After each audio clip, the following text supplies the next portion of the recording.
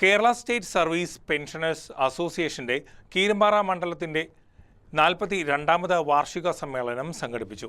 ചടങ്ങിൽ നവാഗതരായ അംഗങ്ങൾക്കുള്ള വരവേൽപ്പ് നടത്തി. ഒപ്പം 2026-27 വർഷത്തേക്കുള്ള ഭാരവാഹികളെയും തിരഞ്ഞെടുത്തു. Kerala state service pensioners association 42ാമത് കീരമ്പാറ മണ്ഡലം വാർഷിക സമ്മേളനം സംഘടിപ്പിച്ചു. പൂനേക്കാട് പബ്ലിക് ലൈബ്രറി ഹാളിൽ ചേർന്ന സമ്മേളനം ഗ്രാമപഞ്ചായത്ത് പ്രസിഡന്റ് റീന ജോഷി ഉദ്ഘാടനം ചെയ്തു. സമ്മേളനത്തിന്റെ ഭാഗമായി പുതിയ അംഗങ്ങൾക്കുള്ള വരവേൽപ്പും സംഘടിപ്പിച്ചു. അർഹമായ പെൻഷൻ കുടിശ്ശിക അനുവദിച്ചു നൽകുക, ഡിആർ കുടിശ്ശിക അനുവദിക്കുക, മെഡിസെപ് പ്രശ്നങ്ങൾ പരിഹരിക്കുക തുടങ്ങിയ വിവിധങ്ങളായ ആവശ്യങ്ങളാണ് സംഘടന മുന്നോട്ട് വച്ചിരിക്കുന്നത്.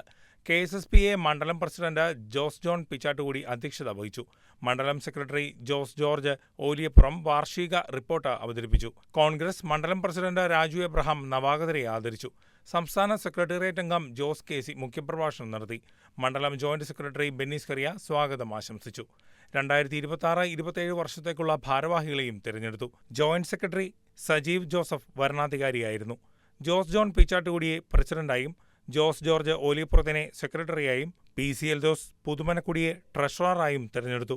വനിതാ ഫോറം മണ്ഡലം വൈസ് പ്രസിഡന്റ് ലിസി ജോണി കൃതജ്ഞത രേഖപ്പെടുത്തി. News desk KCV news.